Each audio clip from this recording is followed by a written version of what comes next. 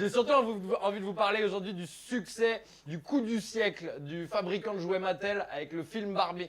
Parce que tant mieux hein, pour tous les accomplissements féministes du film et... On a oublié que ça fait 30 ans que les féministes accusent les mensurations de Barbie de créer des attentes irréalistes chez les jeunes filles. Alors qu'à sa création, Barbie, elle était hyper féministe. Hein, c'était pour montrer aux petites filles un modèle de femme émancipée qui fait le métier qu'elle veut, tu vois, chirurgienne, astronaute. Et c'est seulement 40 ans plus tard, quand des féministes ont constaté qu'elles étaient ni chirurgiennes ni astronautes, qu'elles ont commencé à se dire « C'est aussi à cause de Barbie que je suis grosse !» Tiens, remets-moi des frites, Jacqueline. Et c'est pour ça que Mattel, ils ont créé Barbie grosse. Hein, Barbie Mac, je l'aurais appelé. Et c'est très bien que les petites filles en surpoids puissent se sentir représentées. Mais vous savez ce qui sera encore mieux pour elles? Barbie salade. Ou Barbie soupe, pour leur apprendre une bonne éducation alimentaire. Hein, mais c'est sûr que la Barbie Knorr, elle ferait moins de fric. Alors que la Barbie McDo, qui existe vraiment. Et c'est pas la Barbie grosse. Non, ils ont pas osé te mettre une grosse au McDo. Hein.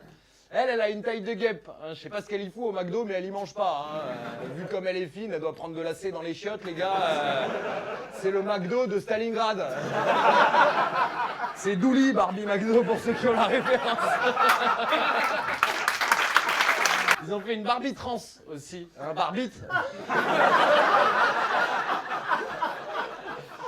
Et même une Barbie trisomique, un Barbizou. Et ça c'est top parce qu'il faut qu'une petite atteinte de trisomie puisse jouer avec une poupée qui lui ressemble. Hein, parce que là... Elle est là.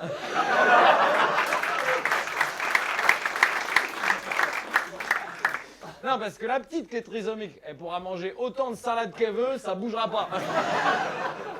Mais tout ça, c'est seulement à des fins capitalistes. Hein, c'est un écran de fumée. En vrai, comme l'invitation du rappeur Medine aux Journées d'été des Verts hier qui a fait polémique parce qu'il est accusé d'antisémitisme. Hein, c'est très smart d'inviter un artiste polémique pour détourner l'attention parce qu'au vu de l'actualité environnementale, à la première question, on se serait rendu compte que ce sont des brels. Hein, comment comptez-vous gérer la sécheresse ? Accueillons tout de suite notre invité, Roman Polanski.